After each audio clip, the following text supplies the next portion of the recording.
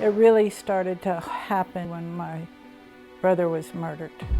Only a few times have I actually seen something like out in 3D space, and it's usually like before a major traumatic event. I've always felt psychic, and I could talk to my parents about certain things, but there was a lot of other things going on too, and I didn't understand why I felt so different than everybody else and why I didn't fit in.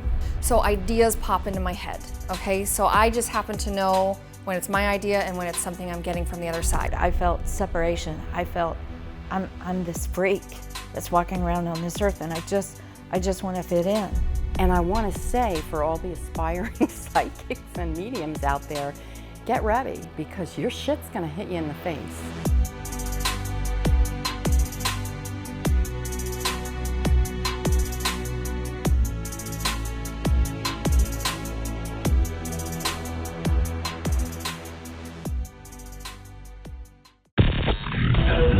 From the other side. Now presenting Channeling Erik's Hour of Enlightenment. Let's touch the stage. We don't have to hear that. I used to many years. It was my beloved two mediums, Denis, Ramon, and Michelle Gray, and our guest, Helena. I can't remember your last name. Hang on, I'm looking it up. Helena Alexander. That's pretty easy. Yeah. Yeah. Hi, everyone. So we're going to separate show. I want to explain what happened to me, why I missed the last show. It's like Burke and retrograde. So we had two winter storms knocked out of power, but not until my husband had a motorcycle accident. He is Mr. Safety. He always wears a helmet. He was just testing out his bike in the pit, and nobody wears a helmet. Well, and he has a very expensive Montclair jacket on that he's so proud of, and I got pissed out of spending that much money on a freaking jacket, okay? But he had it when he was a kid, so it's like a thing. Anyway, so I'll explain where that's going. So he hit a puddle, high-sided, and slammed his head just for like 30 seconds to a minute. And ambulance took him to the nearest hospital, and they found a bleed in the brain, severe concussion. They life-flighted him to Galveston, closest trauma one, the highest level trauma hospital, and did serial CAT scans on him and stabilized. And now I'm taking care of his ass, and he's the meanest, most difficult patient in the world. He is so bad. It was so difficult, but it's brain injury talk. So I bit my lips, said yes, dear, anything you want, dear, etc. And we had thunderstorms. And Papa was completely helpless. He always knows everything. So Lucas, Papa 1.0, handled everything, the generators, gas, binding gas, which is crazy. And then last night at 4 o'clock in the morning, I came down with pyelonephritis, a kidney infection. Fever, flank rating to the groin. It's like, okay, when is the locust swarm going to happen? I'm waiting for this. So, but anyway, I'm better. I prescribed myself some antibiotics. That's right. Still have to take care of a man. But enough about me. I'm not going to say it's never enough because I'm very humble. I don't know. I want to say that I've been noticing. I tried the psychic, this energy work from Atlantic Scalar to increase your psychic ability to the maximum potential. I tested it on me and others. I didn't want to put it out there and sell it if it didn't work. And I swear to God, it's amazing. It's like I have to know, when I'm doing consults, what percent of the person's energy, body has blockages, and how decreased percent-wise is the vibrational frequency, and how many spiritual contracts that can be revoked or need to be revoked. And it's like 95%. I just gets into my mind. It's crazy. So anyway, I'm going to play with my granddaughter, who's very gifted, and think of a number between 1 and 20 and see what happens. But that's it. So without further ado, let me give the intro. Okay? As you know, we alluded to this, we have a very special guest, Helena. People want to think Helena Alexander. She's a mental health worker. Oh my goodness. And an addiction specialist, also a spiritual medium and energy healer. Oh my goodness. Maybe she'll be on as one of the healers. And she has a very fascinating story that led her to Power Rascal. I don't want to miss it. Pay attention and get a pen and paper out because I'm going to give you her information before the end. All right, so without further ado, Erik, what do you have to say about Helena? Tell me what you think. Have you pranked her yet? Have you punked her? Are you going to do what?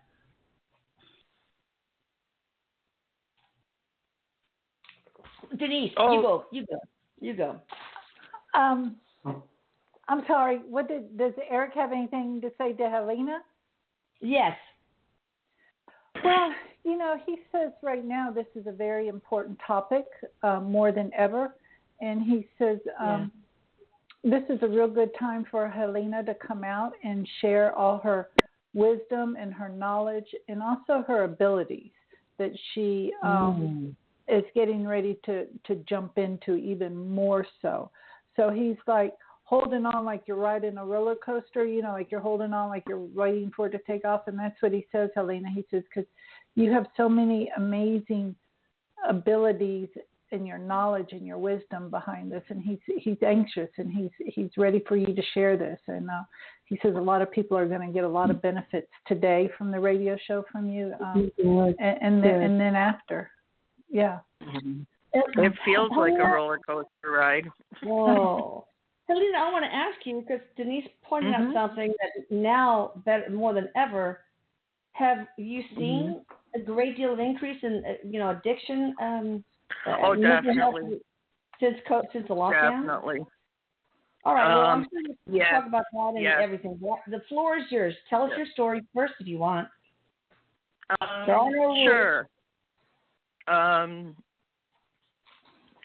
I'll start off that when I was a child, a young child, I always had connection to spirit, and I remember my bedroom being filled and talking with spirit, and it wasn't accepted. I grew up in Ireland in a religious family. Oh, goodness. And I learned very quickly to, what not to say. I'm also a survivor of all forms of abuse. And we immigrated to Canada when I was 13. So, pardon me? I'm sorry, the entire family, or did you leave the abuse? Oh, yeah, my mom and dad and my two brothers and me. Okay. Yes. All right, got it. So we came to Canada, and I didn't want to come. I was 13. I was in high school, and it was just kind of like a bad age to come. And I got into drugs fairly young. I'd say the softer drugs like smoking weed, and and then it escalated, but then I had my children and had straightened up, and then I was in a bad car accident. And I have a metal rod down my arm. I broke my back in 2 places, and I have plates and pins in my ankle. So I got addicted to the opiates very heavily. And doctors play a big part in to blame for a lot of this. As a doctor, I can say not one of them told me about the addiction to these terrible. opiates. They expect their patient. Well, I guess he or she wants what wants their money's worth, so I have to write the prescription. It's that kind of thing. Otherwise, they won't come definitely. back. Yeah, a lot of it's sad, and it's awful. I had to deal with that a lot as a doctor. I had to say no all the time. And one was a dear friend of mine who went to medical school with me. She was my roommate. She went into dermatology, and she called me saying she got into a car accident during an emergency dermatology consult. Okay. So she came in to see me in my office, and they had amputated her arm. All right. And then she had a breast amputated. And it was all because it was very clear to me that these were because she was shooting up and she lost her arm to that. And she was a beautiful girl, so sweet. So, you know, so smart too. So you guys should not have this mindset of who can be addicted or not. Anyway, eventually she was found dead next to her 2-year-old of an overdose. And I refused to give her anything. So, I know so many stories like that, Elisa. It just breaks my heart. You know, I work towards the day when the addict can be treated with the same compassion and empathy as a cancer patient. A cancer patient has love, support, everything around them, and an addict will die in an alleyway or beside. I had one of my friends that how his wife had OD'd, and after 2 days she was found, and her little boy, I don't even know if he was 2 at the time, but he had been trying to feed her crackers and peanut butter, and that's what was on her lips. He was trying to feed his mom. It's just horrific, right? All right, so your story, how what happened? So you got hooked to these painkillers, no thanks to the doctor. What happened? Ended up, we owned a house, 3 acres.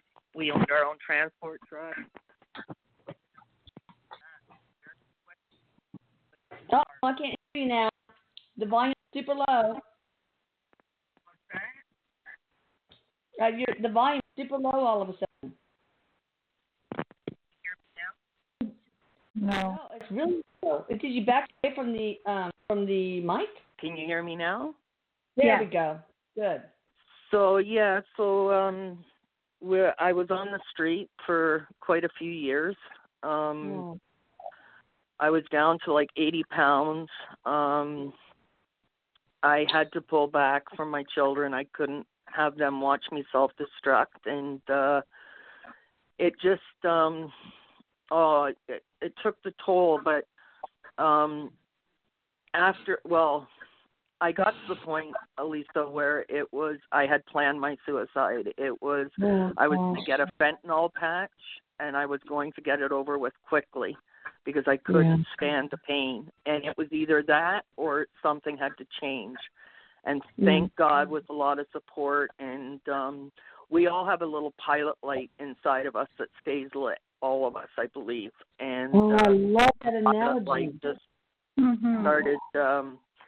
started lighting up. But I had a lot of support. The right supports were there at the right time, and that's pretty much critical. And that's where a lot of the lacking is. But I got clean. I went through a certain treatment. Like, there's lots of different treatments out there. And that's when I met Michelle. This was before Erik, before her cancer. So we've kind of been together on this journey. And I would always say to Michelle, like, do you think I can do this? Because I was getting stuff, but I just didn't believe in it, you know? So one day I was out walking my dog, and it was the end of October, beginning of November, and I was talking with Erik. How did you know about him, Helena? Well, through Michelle. Oh, but okay. Right? So, got it. So, she had the cancer and all that stuff. That was kind of like Michelle's awakening. Yeah. I got it. I'm sorry. Go ahead. So I had always doubted this. I wanted to believe it, but when you come out of active addiction, you've got so much self-doubt, so much. Like, I didn't even feel really human, you know. I think society doesn't help. Society makes you self. Society doesn't help. Oh yeah. On addicts. So you develop this loathing that makes it very difficult to get the out loathing of. And the shame, you know. And they make society. I don't think they make you feel shame, but they sure don't make it easy for you to look at yourself in a positive light as a person, like a diabetic. You need help. They look at it like it's a choice, Elisa. You know, people look at you like that was a choice you made. And it was not a choice I made. Nobody would choose that life. Believe me, if it was a choice, who would choose that, you know? No. How many smokers say, I'm so glad I started smoking when I was 14? None. Yeah, exactly, right? Yeah. It's all about self-medicating for pain. Self-medicating for pain, period. Well, and I realized... Yeah, you're a light what I realized. You had to go through this so that you could do what you're doing now. I'm sorry, go ahead. Right. No, what I realized was that drugs were not my problem. They were my solution. I couldn't take any more mentally, emotionally, and so I used drugs to escape all that. And it's great while it's an escape, but it never ends that way. Then you're before you know it, before you have any idea, every organ in your body is dependent on that drug. And you would literally, I went to lows that I never thought I would go to, for the drugs. God, I wish I was there to hug you. God. Oh, thank you. Thank you. But I mean, I am. It is a success story. I lost a lot of girls on the street. I had a lot of survivor's guilt. Actually, that's why I coined you Mama Bear to Michelle a few years ago, because there was a detective that worked with addicts and women, and she didn't have any children of her own, but boy, did she fight for us, she was my biggest support, and would not allow anybody, she knew, she understood, the addiction. So when I met Michelle, we were both I wasn't to the point where I was fully letting people in. I had that wall up, and Michelle and I it started, just a ride. I'll drop you off somewhere after our appointment or whatever for treatment. And then we started talking, and before you know it, 8 years have gone by, and we've met every Tuesday. Wow. So she really did bring Erik into my conscious awareness. Now Erik has told me that he was with me a lot longer than what I was conscious of. But I remember that day walking the dog, talking to Erik about, becoming an archangel, and is it really you, Erik? And I walked around the corner, and by the garbage dumpster, there was a Christmas card from the year before, and it was written and stuff, but the front of the card was angels and trumpets and glitter, and I just burst out laughing, that was just Erik, So I kept that card. It has to be next to a garbage dumpster. Yeah, of course, for Erik, right? I'll tell you what that's important. Let me tell you why that's important. Because there is a story about garbage dumpsters that he is hooking onto with them. Because, I go to these parties, company parties with my husband's company, and he goes, well, what do you do? Well, I'm a doctor. Oh, where do you practice? Well, I don't practice anymore. Well, what do you do now? It's oh, shit. No, God, no, thank you. And so, no. And I say, and then one lady said, oh, my God, I'm so glad you're bringing that up. Because last night I saw 2 angels by my garbage dumpster. Okay, so that's it. Oh, my God, that's amazing. He's pulling on that. Maybe, I don't know. That's amazing to hear that. Yeah. And then on a couple of other different occasions, I found these, kids stickers, the alphabet, but it was a capital. First one was a small purple one, and then months after that, there was a big gold sparkly yellow capital E, just lying on the sidewalk as I'm walking by, Wow. And I've kept all of this, the white feather, just different things. But when Erik and I really connected was my youngest brother died. Not my youngest brother, my little brother and the middle brother died a year and a half ago, almost 2 years ago now. And I had known, Erik had told me 3 months before he died that he wasn't going to make it, and I knew. I could tell Michelle, but I couldn't tell my family or anything because the doctors were still giving hope and a lot of false hope there. But I knew that he wasn't going to make it.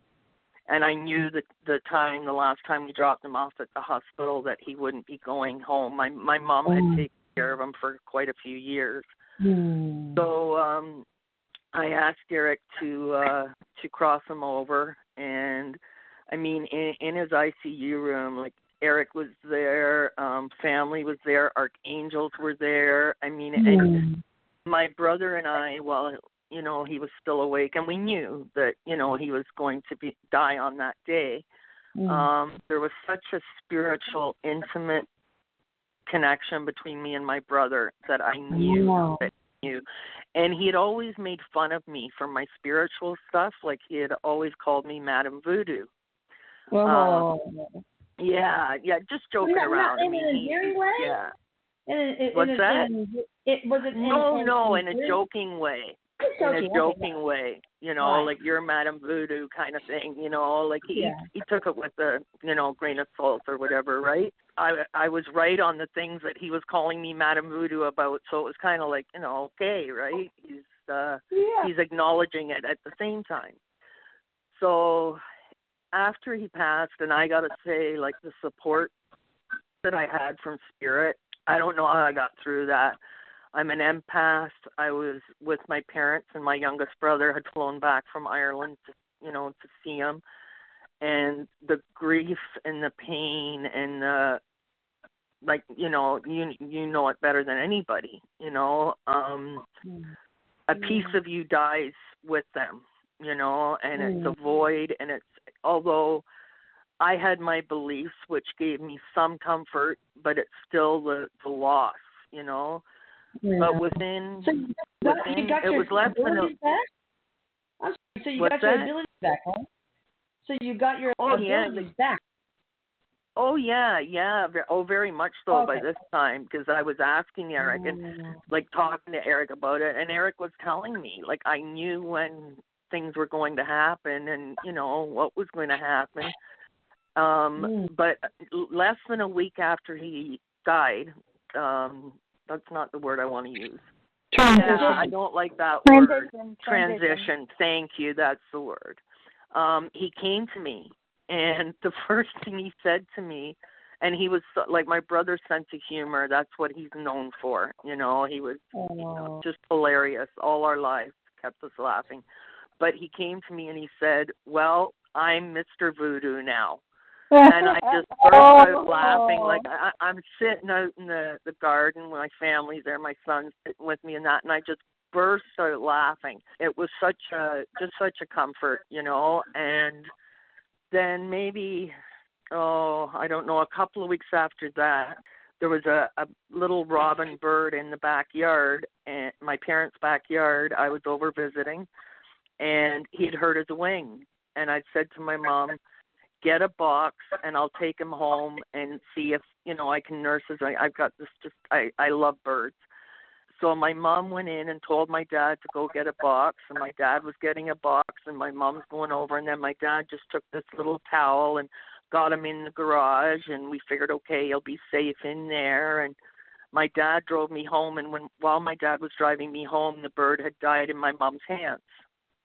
And I knew that this was a message from my brother. Like I said to my mom, that was you, me, and Dad who had all taken care of him, you know, and he's just letting us know that no matter what we did, this was going to happen, you know, because you feel so much guilt too, right? You know, so it's just been, I'd gone back to college, started working for a mental health association, and I used so much of my spirituality in the way that I was dealing with my clients and just trying to give them, like, I think I was the first person in the place that started hugging, and because of my own experience, I would tell the other workers, like, that might be the only physical contact that they get is that hug.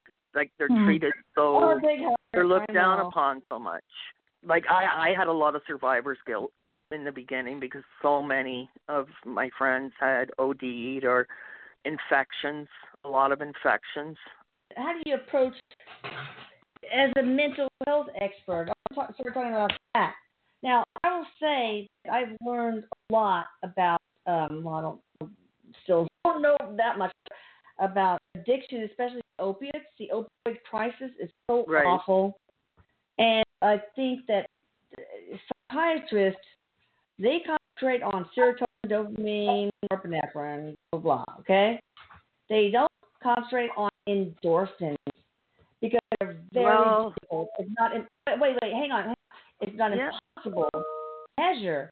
And there's a lot of people who have opiate addiction that are endorphin deficient. And this can actually be an acquired deficiency, either an actual deficiency in endorphins or an acquired damage to the endorphin receptors. And endorphin receptors are on every single freaking cell in the body, except for maybe RBCs, which is not really a cell.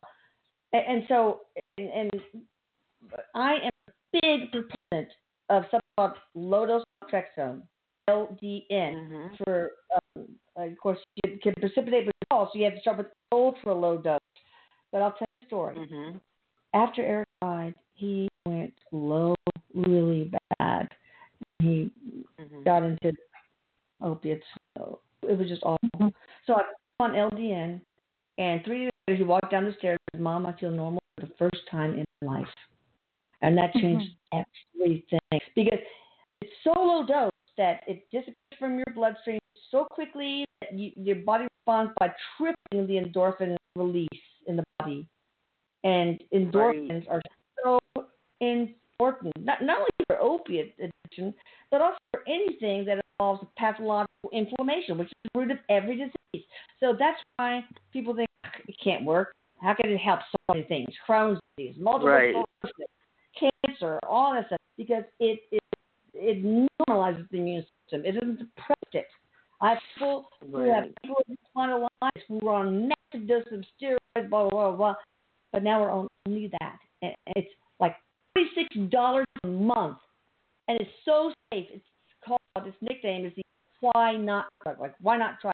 So I have spent so much time sending pleas to the CDC, to this, that, politicians, one answer to the opioid fight, but anyway. I think the problem, I just wanted to tell you that the first psychiatrist that I saw was within a month of getting clean, and he wanted to diagnose me bipolar, paranoid schizophrenic. And I thank goodness I had the wits about me at the time to say, look, I've just come off of years of heavy drugs here. They told me anything until my brain gets some kind of settling. When you're talking about cost and stuff, it's almost like they don't want a true solution. They want Band-Aids, but they don't want true solutions, because it's such a money marketing. They want you to stay sick and manage them. Big Pharma does not want LD to get out there to the public because can't make any profit on it. So, but you're right. They're all DSM things, diagnosing. And there are a lot of people who have come to Atlantic Scalar, my new passion. I won't say company. So, and I love that. Have had, mental illness. It's all negative entities. Not all of them. That's not the usual. And I've got rid of Erik, and the divine being gets rid of the negative entities, their open portals, all that stuff, and they stay there completely normal. It's so weird. It's crazy. There's so many people out there that are diagnosed with schizophrenia, big voices, but they're really channeling. I mean, it's just crazy. I've had my own experience with that too, Elisa, and I had said to Michelle recently, she's one of maybe 3-4 people at the most that know about that entity, and it was with me from I was 15 to probably into my 30s. It was terrifying, and in the end, I actually seen it. I seen the I seen the scale. Back then, who do you go to? I know. My partner at the time, I wanted to tell my doctor because I was questioning my mind, and my doctor had been a religious person, and My partner said to me, don't tell the doctor that because he'll put you in a locked ward. But when I did tell my doctor exactly what happened, the feeling of like wanting to be, it was wanting to rape me, and it was like pulling my knees apart, and that's when I seen the scales. And when I finished telling my family doctor this, he said that I had told him almost word for word what his sister-in-law had been through. Wow. And he had given me a card of 2 Christian exorcists. So when you did the scalar, and I said to Michelle, if I had have had somewhere to go back then, somebody to believe that this was an entity coming at me, it was a tax. I don't know if that had something to do with the drug use or, it was just, it was evil. You know what I think? I think all the abuse you had blew open portals in your energy body and closed the good portals that bring in abundance and streams of consciousness, creativity, all that. And so through those open portals, out flows the negative entities, and many of them are just around your energy body, a lot attached to your energy, and they feed off of misery. And so they want you to be addicted. They're going to encourage that. They don't want to kill you. They want you alive so they can sponge off your misery. And so it's just awful. I know I've been attacked. Well, I had told Michelle I definitely want to do some scalar work with you because it's something that feels right in my heart. Like this is, how do I put it? Like it's a true solution. It's not just all this, okay, well, we'll give you a pill and knock you out, or we'll make you docile. I'm just floored by how well it works. Now, opening the good portals, closing the bad portals, getting rid of the negative entities. If a person has a mental illness that is by spiritual contract, then it's not going to work unless we can revoke those contracts. And most of the time we can. People come in with spiritual contracts to be bipolar, to have schizophrenia, to whatever. And so you have to revoke those contracts. So we screen first to do the portal work. Otherwise, as soon as Michelle had told me about it, and make it worse. You gotta. Well, I'm so glad that you're doing this. That people have somewhere to go to. Like I couldn't tell anybody this back then, and I didn't feel like I had any protection either. So that's part of my story too. We probably need to do empath protection on. There's something called the trifecta that makes portal work better because you want the success to be 100%. And the trifecta is clearing all energy blocks that have accumulated from all the trauma, especially the light workers, earth angels get. Number 1. Number 2, empath protection, covering you, protecting your energy so these negative entities can't get to you. And then also spiritual contract revocation. I had this one lady today that I did. It was crazy. Wow. For anyway, I do have some exciting news along these lines. Erik said created a frequency set, which is quite long. I'll tell you the name of this new service that I'm not for sale. I can't do it. I can't sell it to people. I can't offer it. I don't like the word sell. I can't offer it until I know it works. And so I'm trying it out on a lot of people first. Volunteers, guinea pigs. And it's called Relief from Addiction to Addictive Substances and Behavior. And let me tell you the intent script that he has written out for me, word for word. It's with great love and respect and gratitude. Call upon the divine team to immediately, permanently, absolutely, entirely, utterly, completely. They love the adverbs. Hold on, it's short. Well, not really. Ultimately, wholly and fully relieve so-and-so from psychological and physical signs and symptoms of addiction to and withdrawal from all addictive substances and behaviors, and have all urges for or thoughts about any addictive substance or behavior evoke an unpleasant somatic or emotional reaction. Addictive substances include, but are not limited to, tobacco, alcohol, opiates, methamphetamines, cocaine, inhalants, hallucinogens, etc. Addictive behaviors include, but are not limited to, sex, gambling, food/eating, self-harm, body alteration through plastic surgery or dental surgery, tattoos, piercings, etc. Now listen to this. This is pretty cool. It's with great love, respect, and gratitude that I call upon Archangel Michael and his entire dominion to immediately, blah, blah, blah, those same adverbs, revoke all spiritual contracts that deny such so-and-so relief from psychological and physical signs and symptoms of addiction to and withdrawal from all addictive substances and behaviors. And this is really important. I just told myself, here we go. It's with great love, respect, and gratitude that I call upon to make sure that this relief from addiction to addictive substances and behavior energy work never degrades, reverses, regresses, or diminishes, regardless of internal or external factors, situations, or experiences. And the last is divine team, blah, blah, blah, the adverbs, and then make sure that all of the aforementioned transcends all lifetimes, dimensions, universes, planetary systems, and source systems, and will last from now and for all eternity. Wow. The only thing is we have to pre-screen to make sure there's no irrevocable contracts, because I'm not going to do it if there's it won't help. Yeah.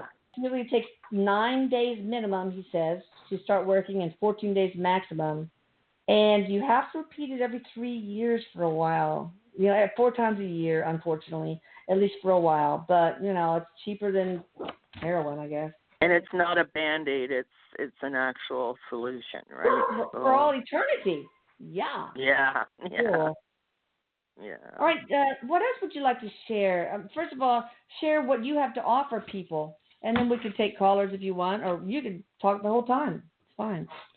No. And I like the caller part.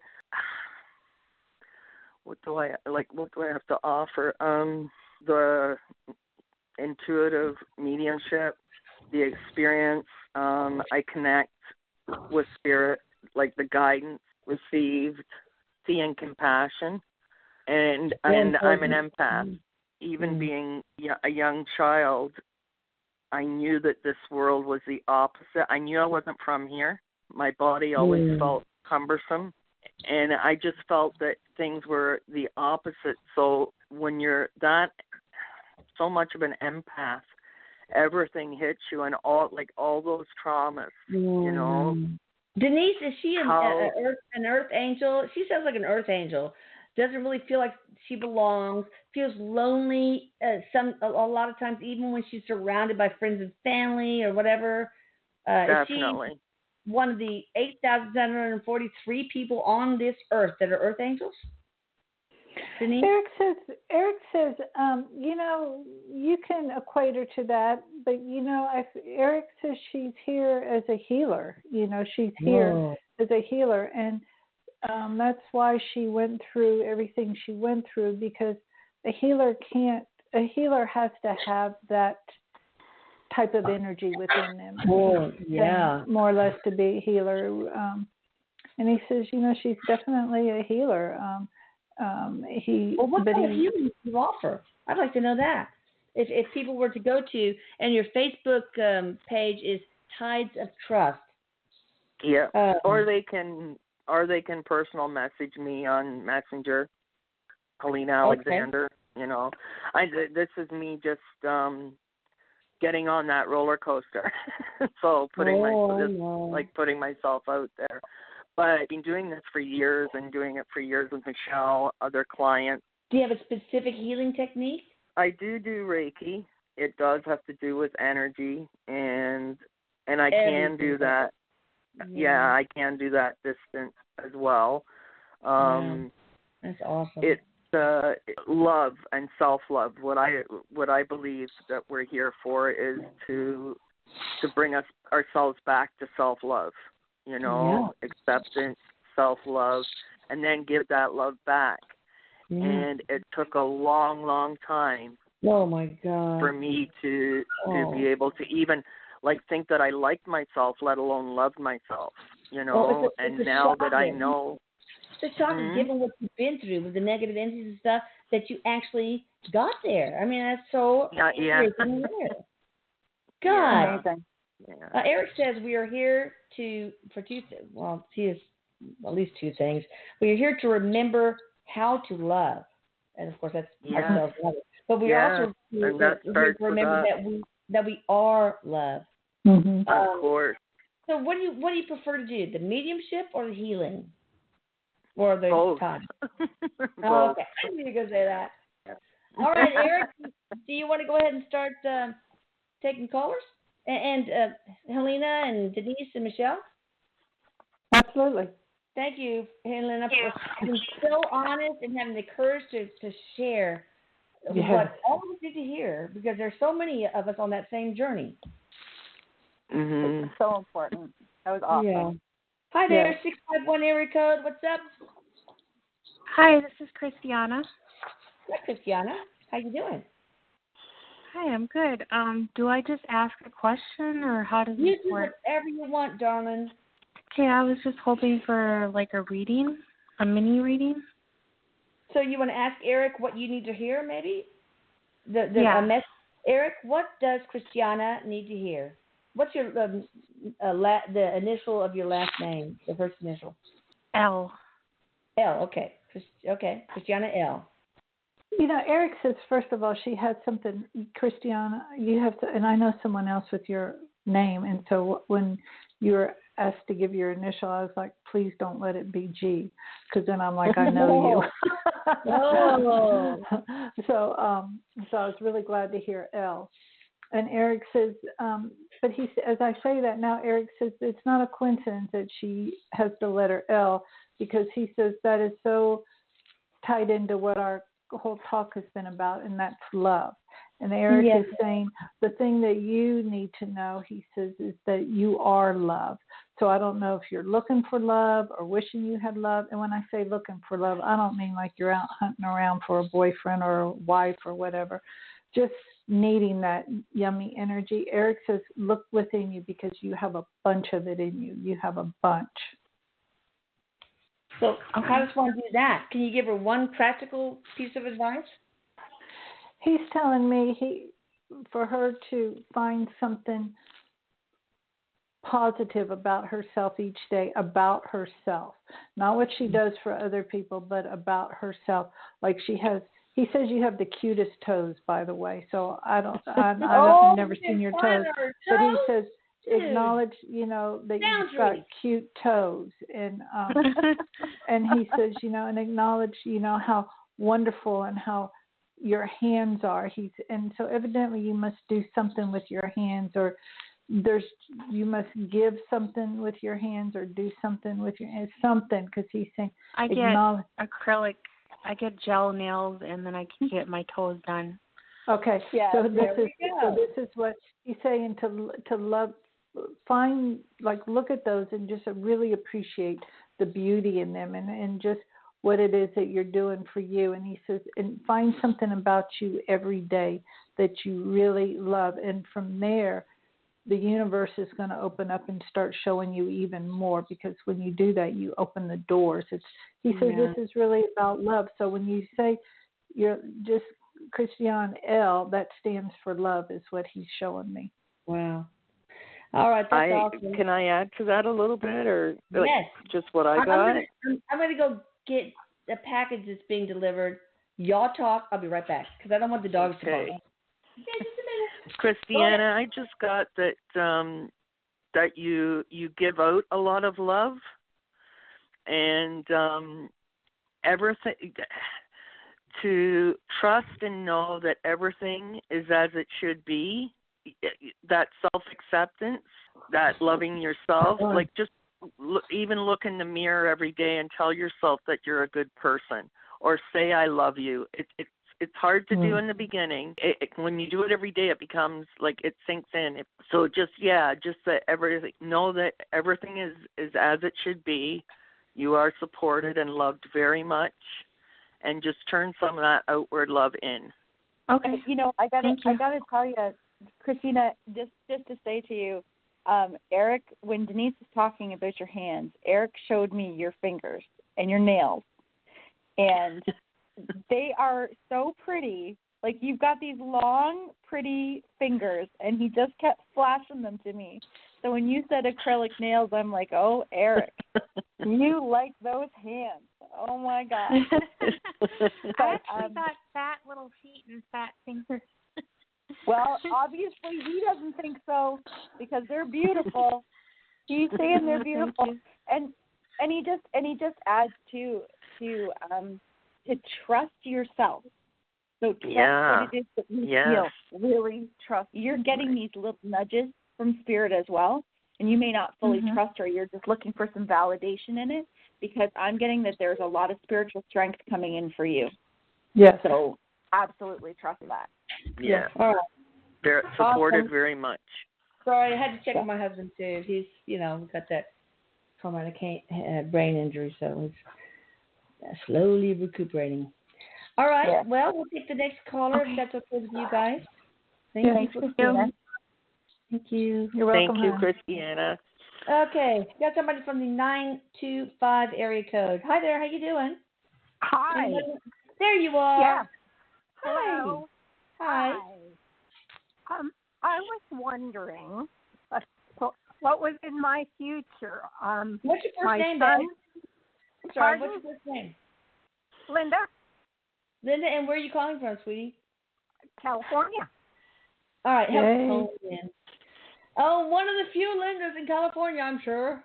Oh, yeah, definitely. The only special one. All right, I'm sorry. Go ahead.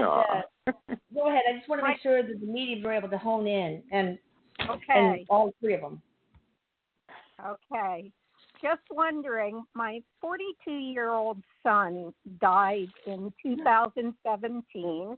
My youngest sister died June of last year, and my husband just died January 2nd of this year. No. I mean, do I even have a future here? Or Baby. Oh, gosh. Why? Why so much loss? Yep. And after my son died, I no longer have any communication with any one of my 4 granddaughters. Well, first of all, why is that? Do they blame you for it? It was the wife, my ex-in-law. Yep. And I had to go to court to see if I could see those kids, because we were only 45 minutes away. We were active in everything.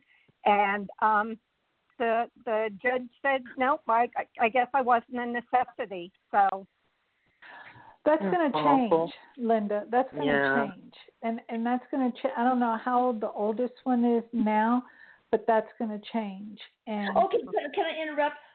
One radio show, I had the exact thing happen. And I told this with Erik's help. I think I channeled it. I don't know.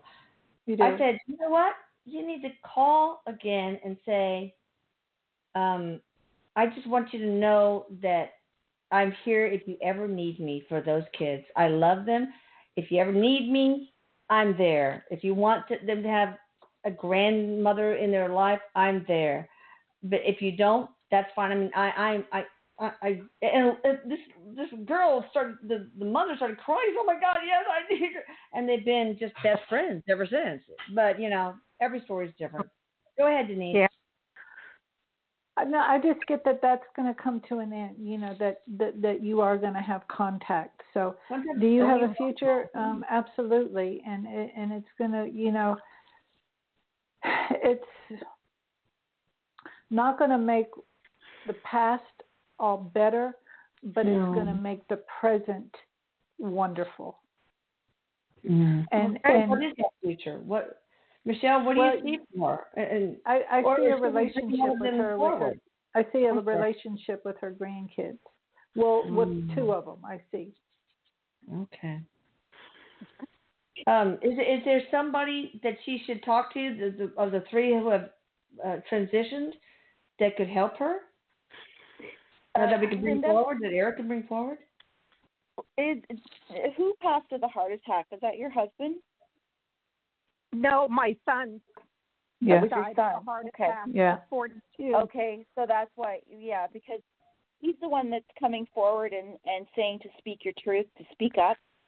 Because Elisa, you said that for a reason. You just brought that up for a reason.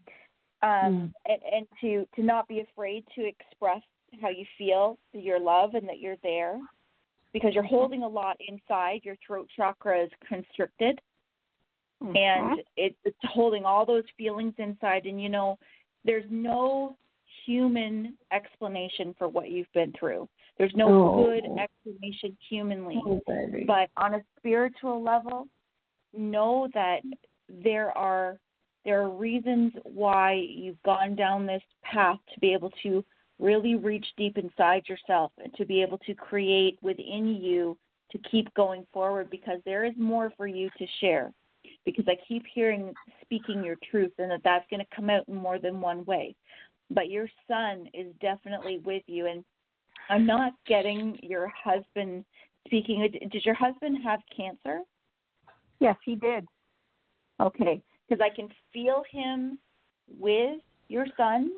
It's like he's recuperating and enjoying just being okay, being well, and that all is well, and they want you to know that all is well. So even though they're not physically with you, they are so with you. They are right beside you. You know, So I really feel like this woman, you, have a special place in humanity. You know, what do you think about Erik, her getting a consult with Master Angel Erik on Atlantis Scalar? I'm wondering if we can help, like maybe portal work on the ex-daughter-in-law and her household would help bring her around. I mean, there's got to be something. What can we do to help? Is there any Atlantis Scalar shit that can help or not? Erik says yes, and he's saying take it offline so you can go more in depth with her. He said yes, definitely. But I do want to say one of your granddaughters is very, very, for the word I cannot stand, psychic. But I would say intuitive, and you're going to be the one that's going to be supporting her and helping her and saying, let's get crazy and read cards and all this other kind of stuff. But I feel because you're going to be the one to help her, you're going to be the anchor for her. Well, do you have abilities? Do you have abilities also? I don't Erik think says so. own them. I sometimes think of things and they happen. And you do. Yeah, Erik says own them. Erik says own them. Yeah. Own that gift. Well, you know, now we have a new thing that I'm not offering yet because I'm still, like I say, I can't offer anything to the general public unless it really works. But it's a maximum psychic ability, so I'd love to do that for your granddaughter if she wants. You know, if that happens. But I can't do it if it's not. If it doesn't work, it's done. Gotcha. Wow, you're special. There's something about you. Anyway, yeah. Email me at Elisa at, it's ELISA at AtlantisScalar with the AR at the end, .com. And let's talk about what we can do to make things okay for the ex-daughter-in-law and grandkids and stuff. Let's start changing things in the right direction. Jesus. Yes. All right, thanks. I really am glad you called. I really am. Okay. Yeah. Thank you, Linda. Okay. Thanks, Linda.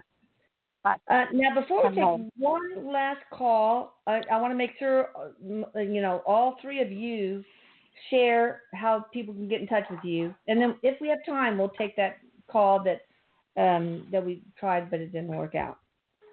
315 area code. We tried to call you. It didn't work. You're all talking in the background, but it's okay. Go ahead. Denise, you start. You can find me at Denis Ramon, RAMON.com. And she's a healer and a medium, intuitive medium. Yes. All right, Michelle, she also is a healer and a medium. And she's at thehealingh.art.com, which I'll put in the description box. But if you want to add it, you can. And Helena Alexander, we know you now. You've got Tides of Trust and your own, of course, personal. Yeah, that's my Tides of Trust is Facebook, and you can also personal message me on Messenger, Helena Alexander. All right, that's awesome. Wait, is it Helene or Helena that you go by? Helena. Yeah, there's an Okay, A. I thought you said Helene. I got all confused, but I'm old, so whatever. All right, let's try one person again, but it has a bit quirky. Oh no, they left. Oh man. If they only knew they were so close. All right, well, maybe this one I already did. 760 area code. Did I already pick you? No. No, I don't think we did 760. No. Make it quick. Hello. Hi. You got 90 seconds. Can you hear Quick. me? Hurry. Yes. Can you hear me? Yes, we can. Hello. Hi, I'm Danielle from California. Hey, Danielle. What you got? I can't believe I got on. Well, I just wanted to see if my upcoming healing session with Stephanie and Nora will help unblock me energetically. Wait, what's your first name? Danielle. Oh, yeah, Danielle. I'm sorry. Go ahead. So, yes, does he need the opening energy blocks from, or actually the trifecta from Atlanta Scalar, or is Stephanie enough? She's awesome. Yeah. Bring your openness there and just know that whatever's supposed to happen will. And and Erik says, yes, just bring your open mind and make sure you don't eat anything heavy or sweet before the session. Okay. Perfect. Thank you so much. Wow. Can I help her? Is there any way I can help her, me and Erik? He says, absolutely, Mama. Oh, yeah. What can we do, God?